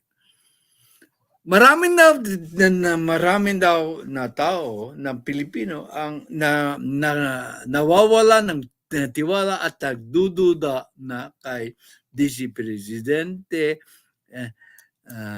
Sara. Okay. Pero sabi dito, but it is just a temporary dip Or are we seeing the beginning of a political crisis for the embattled by Vice President? Ito ba ay pansamantalang pagbagsak ng tiwala? O umpisa na ng malawak na krisis sa Vice Presidente? Yan po ang sinasabi niyan. Okay. Hindi po ko that my words. Hindi ko, it's not my words. I don't know. Okay. The numbers point a troubling picture. Nakakabahala yung larawan ng pinapakita ng numero galing sa survey. Yan ang sabi. Totoo naman. Wala naman siyang palpak na sinasabi. From June to September 2024, the Duterte net trust rating plummeted by 16%. Bago ito. 16%. Ay, natural, pag kinakalaban niya kasi si Pbbm, natural, pati po yung trust rating, ang approval rating ni Pbbm will suffer kasi inaatake niya si Pbbm. Magsasuffer din si Pbbm. Kaso, sino ang mas bumagsak? Yan ang tanong. Ayan, opinion ko yan. Sino ang mas bumagsak? Yan ang tanong. Okay. Nearly double the drop experienced by President Ferdinand Marcos. Halos kalahati, halos doble po sa drop ng trust rating ni President Marcos. So, ibig sabihin, mas malaki ang pagbagsak niya kaysa sa presidente. Okay, hindi ko po iniimbento ang salitang ganyan. Galing po yan sa kanya. At hindi po magsisinungaling, yan po ay galing po sa survey. Okay? So,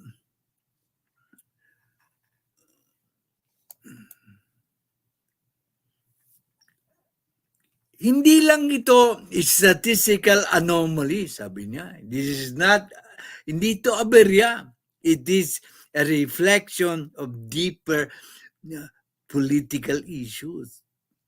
Totoo po yan.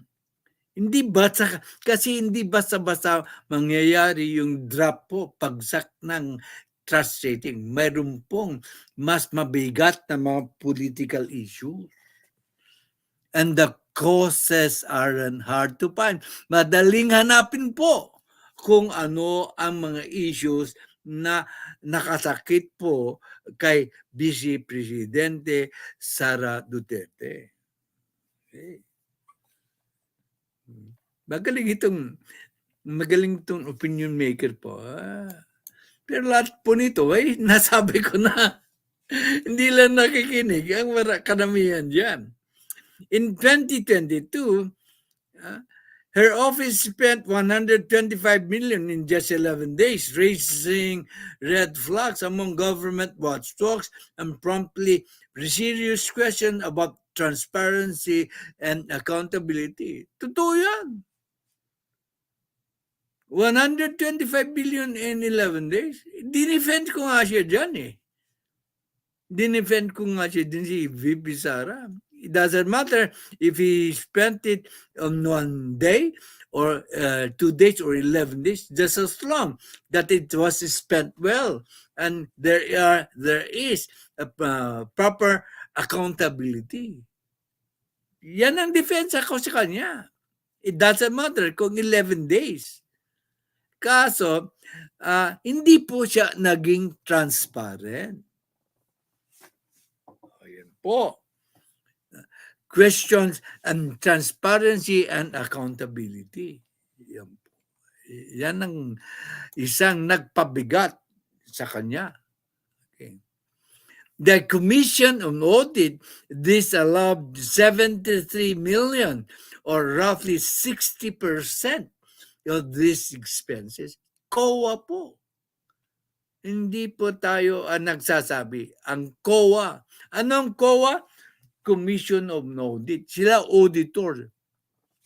Ang auditors po ay nagsasaliksik tungkol sa fairness of the operation and the statements provided in the financial statements of the agency. Okay. Kung may katiwalaan, they are obliged to state the fact.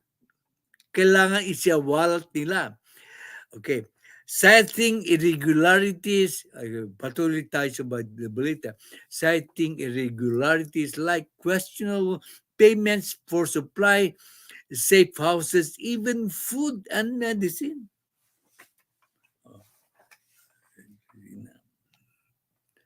Patuloy pa rin. For a vice president who promised clean governance, this scandal has cast a long shadow of her credibility. Kasi pinaglalandakan niya parati na good governance. In fact, binabanatan niya si Pbbm na hindi, we deserves better. Sabi mo, do you remember that? We deserve better. Pero siya, hindi niya ma-explain ang kanyang expenditures. To make matters worse, Duterte has been evasive during the congressional inquiries. Ito pa ang isang nakasakit sa kanyang credibility. Ang tawag nga ni Trexie Villa, naging Bratanila siya. Yeah. Okay. Evasive siya sa kanyang mga sagot. Okay. Iwas siya ng iwas. Critics argue that her refusal to address this allegation only fuels more suspicion. So kung hindi mo kayang sagutin, ay magtataka ang tao. Mayroon ka bang itinatago? Magsususpetya po sila. Tama po ulit ang sinasabi ng columnistang ito. Magsususpetya. Ikaw mismo, pag tinanong mo yung tao na gusto mo malaman ang katotohanan pero iwas sagot siya, di ba magsususpetya ka na mayroong katiwalayang nangyayari? Kayo na lang mismo ang umusga. Okay. Patuloy pa rin tayo. This lack of transparency is troubling for someone holding the second highest office in the land. Okay. Totoo po yan. Siya pa naman ang second highest officer of the land, being the vice president. Okay. Excuse me.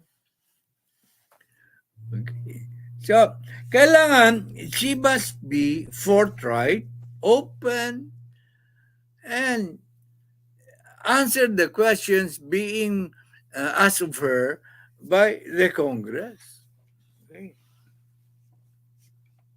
Lumalabas na tulad na hindi niya alam ang nangyari.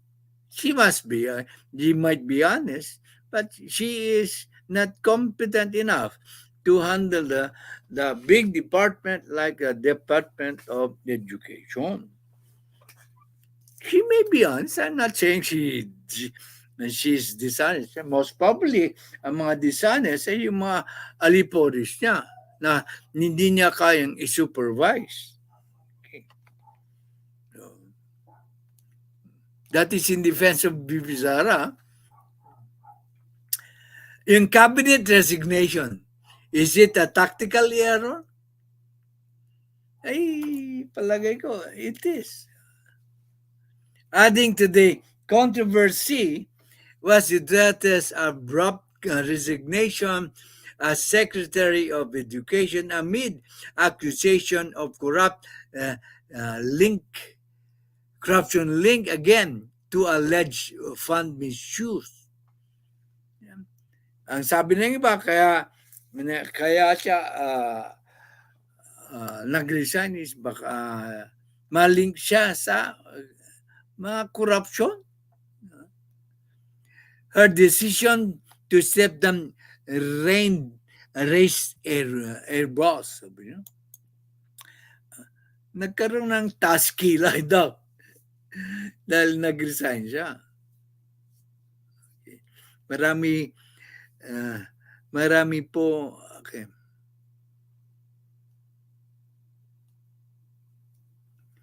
Okay.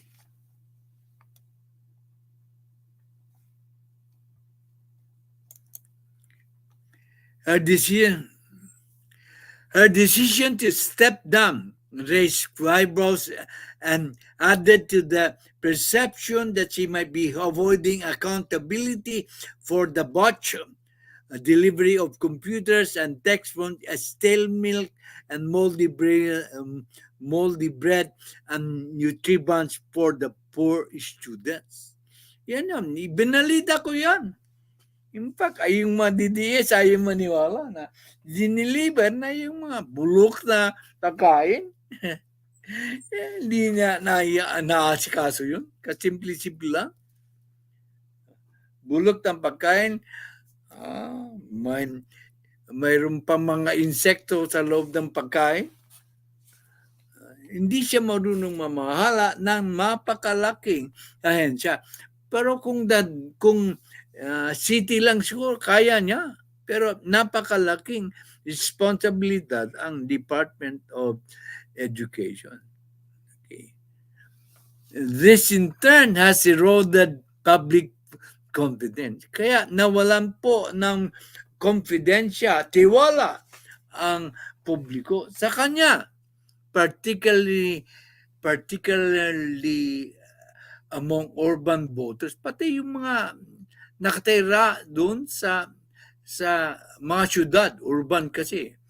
And the middle class, lalo na, ay yung mga middle class.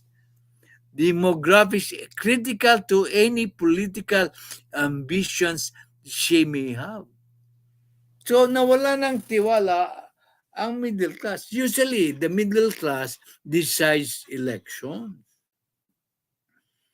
Okay. Tama po lahat ng sinasabi ng opinion maker na ito. Huwag kayong magagalit kasi hindi ako nagsasabi, pero ito, lahat ay nasabi ko na noon. Okay. BP Sara's resignation also highlights the growing rift between her and President Marcos Jr.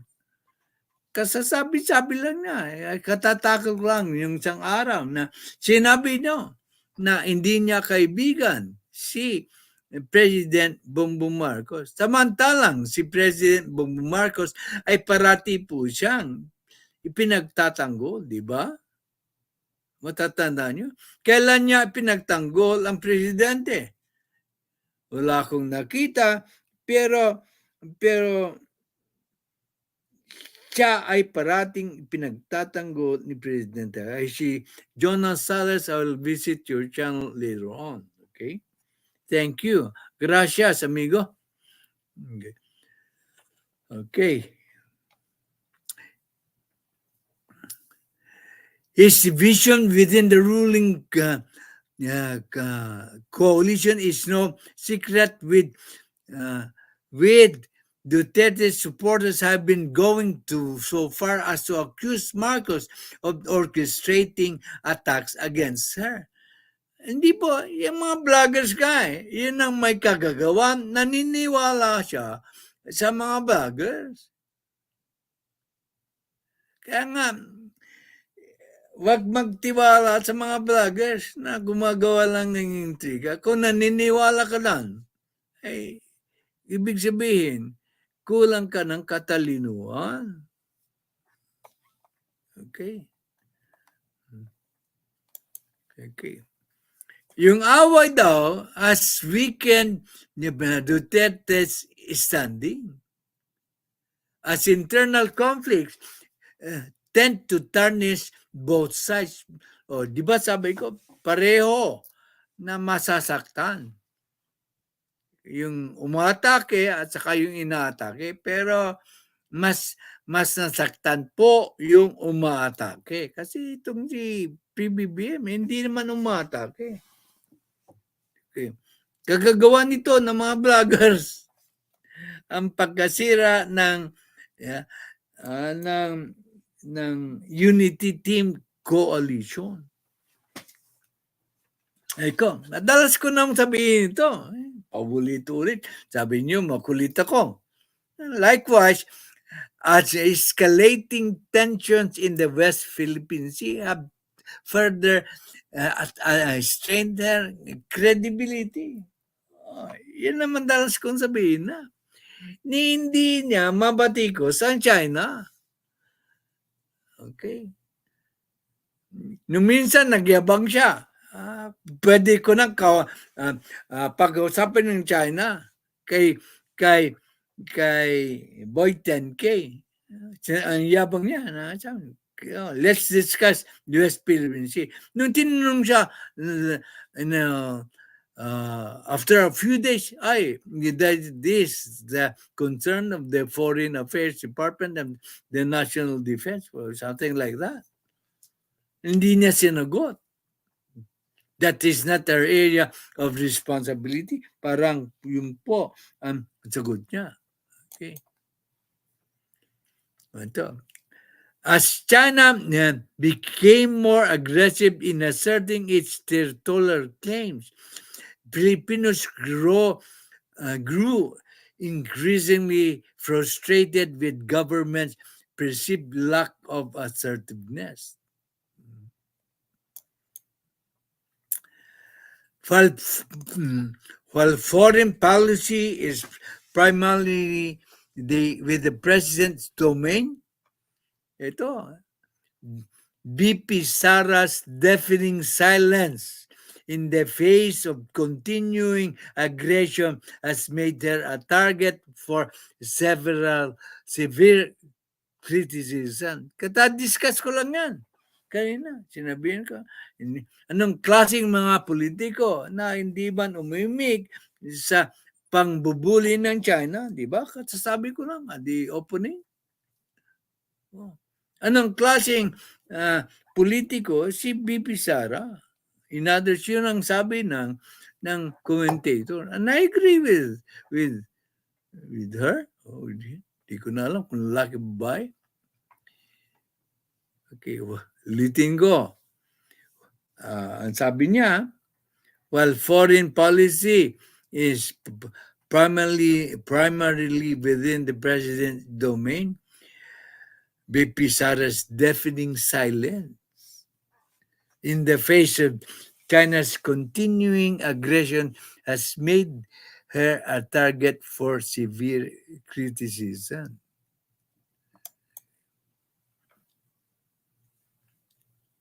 Okay.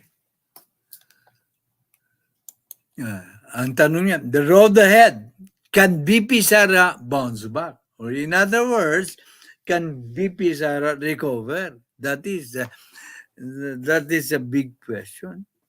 Maybe she can recover if she does the right thing. At pag makikinig sa mga intrigedong DDS vloggers, makinig kayo minsan sa mga katulad namin, BP Sara. Baka makita mo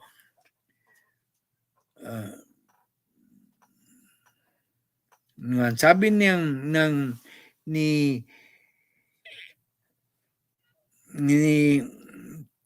general opinion, the destruction of the unity team was finalized with BP Sara's statement that the unity team is just for elections. Precisely.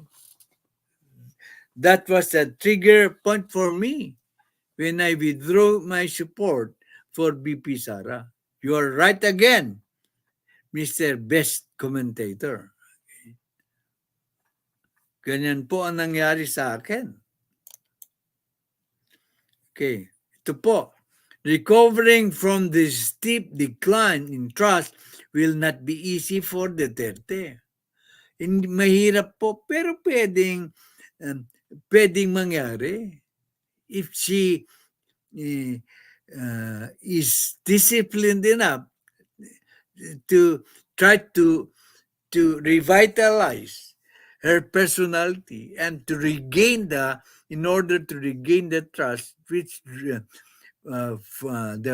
majority of the Filipino people used to give to her. Hindi pa huli ang lahat, Vice Presidente. Okay. Her core base in Mindanao remains relatively stable. Bakit?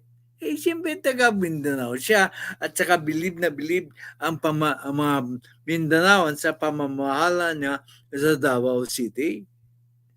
But her numbers in Luzon, Metro Manila and Visayas are a cause for concern. Everywhere else, delikado na po siya. Yan ang sinasabi ng kolumnista.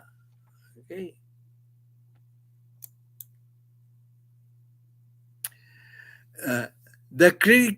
These are critical regions if she hopes to maintain national relevance. Of course, hindi critical kasi kung ang base mo ay Mindanao lang, siguradong talo ka. Kasi majority of the population resides in Luzon, followed by Visayas.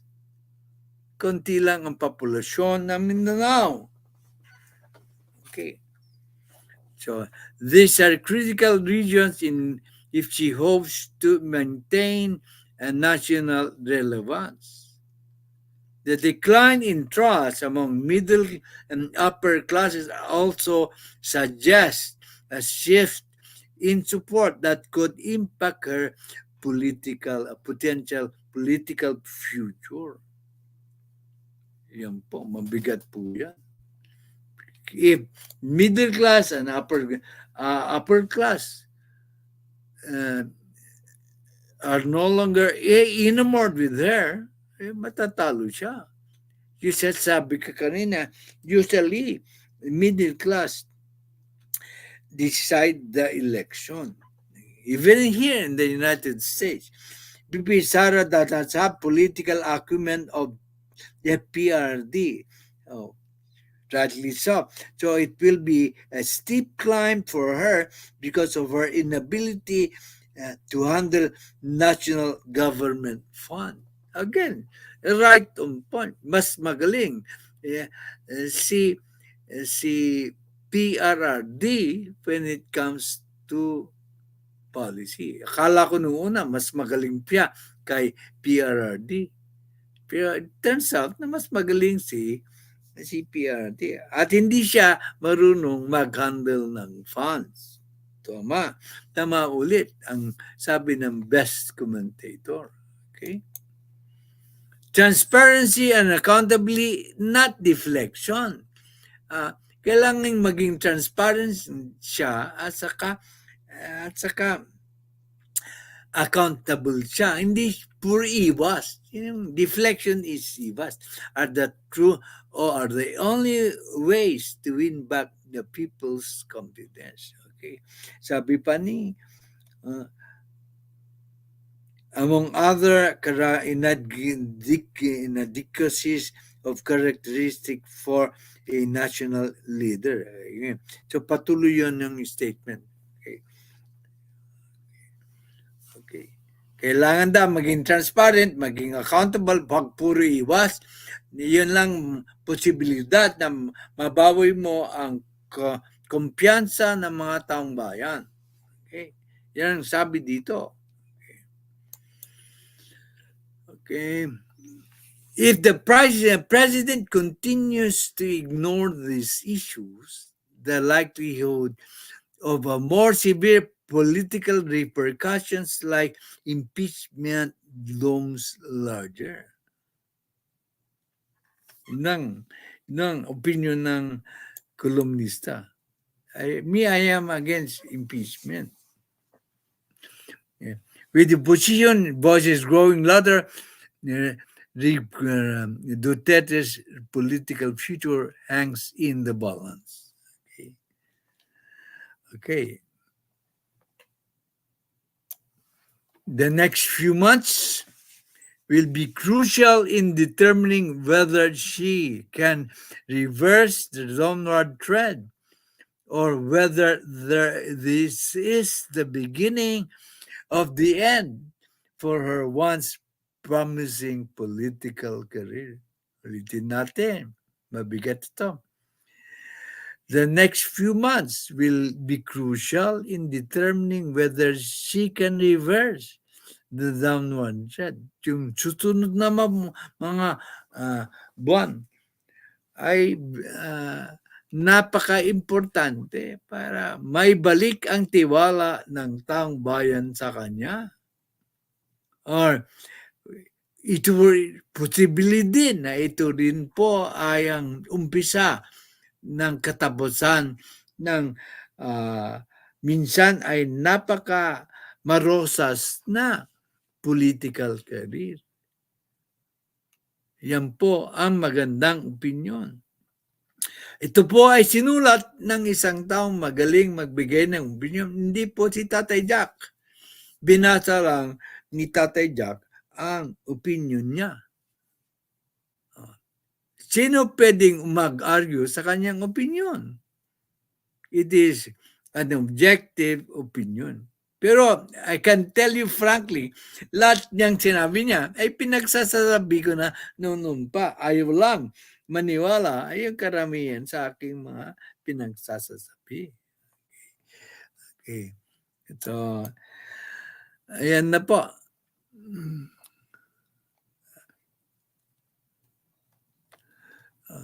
So, that is the end of my LS. Naka-dalawang oras tayo. So, for those silent viewers po, pakisuportahan po ang channel ni Tatay Jack. First, dito po, hindi kami nagpapahayag ng mga fake news. Okay, pati yung mga opinion na binabasa ko ay galing sa news. At maraming nakakabasa ng opinion na yan. Ini-explica ko lang ang meaning ng kanyang opinion. Pero yung mga balita po ay hindi ay tunay na balita, hindi po fake news. Pasensya na doon sa mga kaibigan kong vlogger na medyo kontra po ang aking opinion. There's nothing, wala pong personal po. Ito ay honest opinion ko lang. Pwedeng ako ang mali, pwedeng kayo ang tama. Okay. So, patugtog tayo ng last song natin.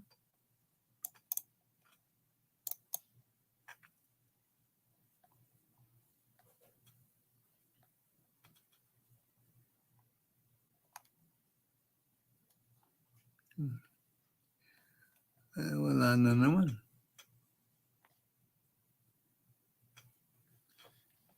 Okay. Don't forget to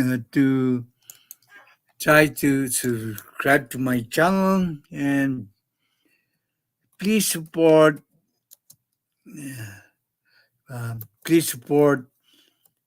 GIBO TEODORO for President.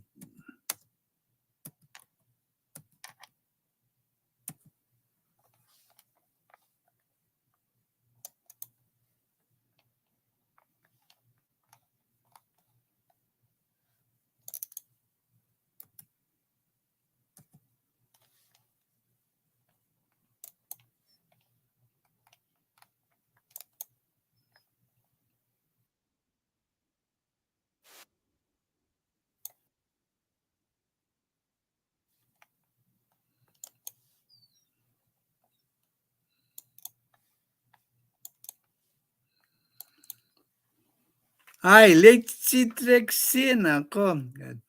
Mayroon ka bang LS, Trixie? Samahan kita.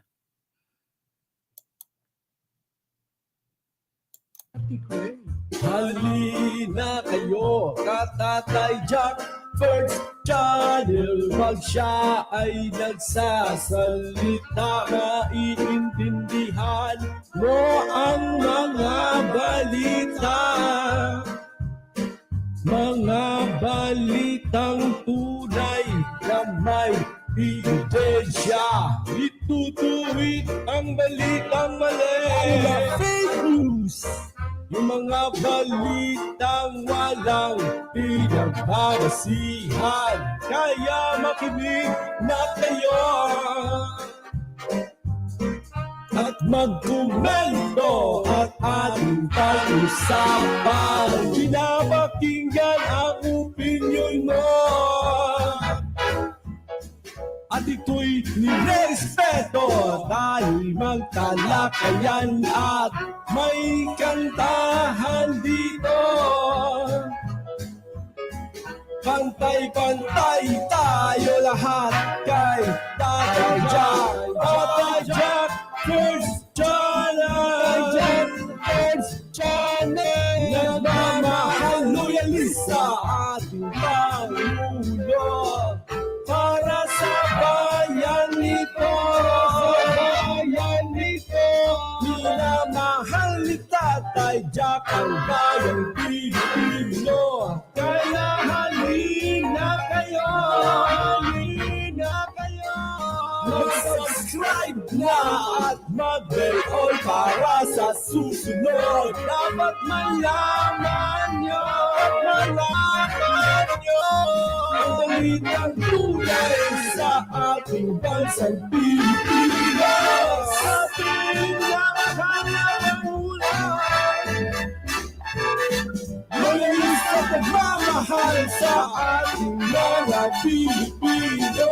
Kaya tinutuwid ang balitang mali. Mga fake news. Kaya mag-urmento na at magtanongay. Pantay-pantay tayo dito. Pinapakinggan ang opinion mo at respeto. May pinagbabasihan dito. At may kantahan pa. Kantahan dyan. Tabay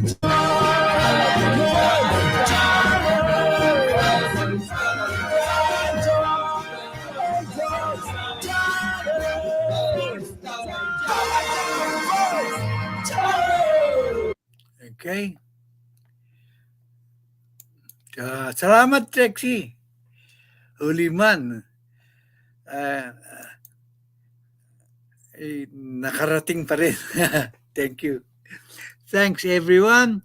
Talingat lang tayo. Thank you, Lucia. Medina, additional best commentator, one of the best commentators po around in town. I hope you will always join my channel. I really want to know your opinions. You can also disagree with me. Don't be afraid. Oftentimes, sila Trexie, sila Arintusen, si DC Arintusen, si Kainaro, sila Tobron, si Gianel Pias. Sometimes disagree with me. Lalo na si Ruel lang. Okay? So, now that you have witnessed yung live show ni Tatay, I thought you'll find it in your heart to visit my channel again. Okay, thank you po, Lucia. Special mention ka ngayon. Okay, bye. Love you all. Let us not forget that we have a candidate for 2028. GIBO TEODORO is the best. Okay. I love you all. Sana pagpalayan kayo ng Diyos, pati ang yung mga mahal sa buhay sa pamilya. See you next LS po. Okay? Thank you, Trexie.